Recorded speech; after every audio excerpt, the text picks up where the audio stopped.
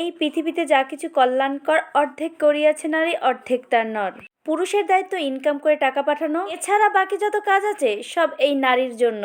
এবং আমার মনে হয় কি প্রতি মাসে এই বাজার করাটা আমার সবচেয়ে কষ্টের একটা কাজ। যে সকল পুরুষ ভাইরা বাহিরে থাকে কিংবা জবের কারণে দূরে থাকতে হয়, তাদের বউদের তো বাজার করে খেতেই হবে। ছেলেকে নিয়ে বাজারের উদ্দেশ্যে রওনা দিয়ে দিলাম। আমি কখনো গৌরনদীতে বাজার করি না, আমি বরাবরই টর্কি যাই বাজার করতে। আমার কাছে কেন যেন ভালো লাগে। টর্কি বন্দরের এই মাছের বাজারটা বিশাল এরিয়া নিয়ে একটা বাজার। তবে আমি মাছ কিনতে গেছি কিন্তু মাছ কোনোভাবে কিনতে পাই না, প্রচুর দাম ছিল। ভাবলাম ফ্রিজে যে মাছগুলো আছে সেগুলোই আগে খাওয়া শেষ করি। মাছের বাজার ঘুরে ফিরে দরদাম করে কোনোভাবেই কিনতে পারলাম না। যাই হোক গোছের দোকানে চলে আসলাম। খিচুড়ি পরোটা খাওয়ার জন্য ছেলে বলল 2 কেজি ঝাঁটি নিয়ে যাও। এখান থেকে 2 কেজি ঝাঁটি নিয়ে নিলাম। এখন যে গলিটা দেখতে পাচ্ছেন এখানে চলে আসলাম সরিষার তেল নেওয়ার জন্য। এখানে ঘানিতে সরিষার তেল ভাঙানো হয়।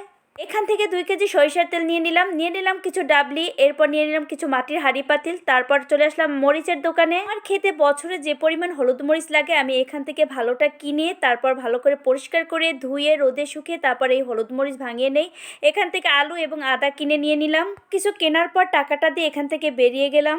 এরপর চলে আসলাম মুদি বাজারের দোকানে, লিস্ট ধরিয়ে দিলাম ভাইয়াকে। লিস্ট ধরিয়ে দেওয়ার পর আমি এখান থেকে কিছু সবজি কিনে নিয়ে আসলাম। তবে আমার লিস্ট উনি হাতে নেওয়ার পরও উনি 5-7 জনকে প্রায় বিদায় দিয়েছে আমাকে দাঁড়া করিয়ে রেখে। পর এদিক ওদিকে তাকাচ্ছি কোনো ভ্যান পাই কিনা, তাহলে আমার বাজারগুলো নিয়ে যাব। ভ্যান পাওয়ার সঙ্গে সঙ্গে চালের গলিতে চলে আসলাম, এখানে চাল নিয়ে নিলাম।